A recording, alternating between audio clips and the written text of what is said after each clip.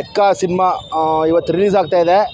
ಇವತ್ತು ನಾವು ಏನಂತಂದರೆ ಎಲ್ಲ ಅಭಿಮಾನಿಗಳು ಬೆಳಗಿನ ಜಾವ ಈ ಸಿನಿಮಾ ಯಾವ ಥರ ಇದೆ ಅಂದರೆ ಸೆಲೆಬ್ರೇಷನ್ನು.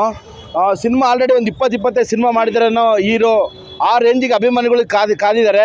ಮತ್ತು ನಮಗೆ ಸಿನಿಮಾ ನೋಡಿದಾಗ ಏನು ಅನ್ನಿಸ್ತಂದರೆ ಯುವ ಅವ್ರದ್ದು ಈಗ ಅವ್ರದ್ದು ಬ್ಯಾಕ್ಗ್ರೌಂಡ್ ಇದೆ, ಅವ್ರ ತಾತವರು ಅವ್ರ ಚಿಕ್ಕಪ್ಪವರೆಲ್ಲ ಬಂದಿದ್ದಾರೆ, ಅದು ಹೌದು ಒಪ್ಕೊಳ್ತೀವಿ.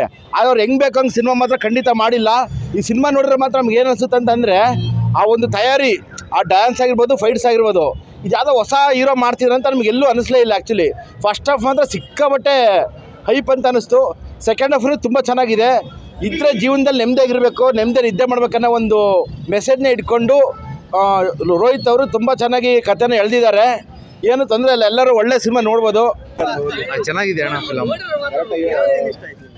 ಇವಣ್ಣ ಫಸ್ಟಲ್ಲಿ ಎಂಟ್ರಿ ಸೀನ್ ಎಲ್ಲ ತುಂಬ ಚೆನ್ನಾಗಿದೆ. ಇವಣ್ಣ ಇಂಥ ಆ್ಯಕ್ಟಿಂಗ್ ಮಾಡ್ತಾರೆ ಅಂತ ಅಂದ್ಕೊಂಡಿದ್ದಿಲ್ಲ, ಈಗ ಸಖತ್ತಾಗಿ ಆ್ಯಕ್ಟಿಂಗ್ ಮಾಡ್ತಿದ್ದಾರೆ. ಎಲ್ಲ ಅಭಿಮಾನಿಗಳು ಬಂದು ತಪ್ಪದೇ ಫಿಲಮ್ ನೋಡಿ.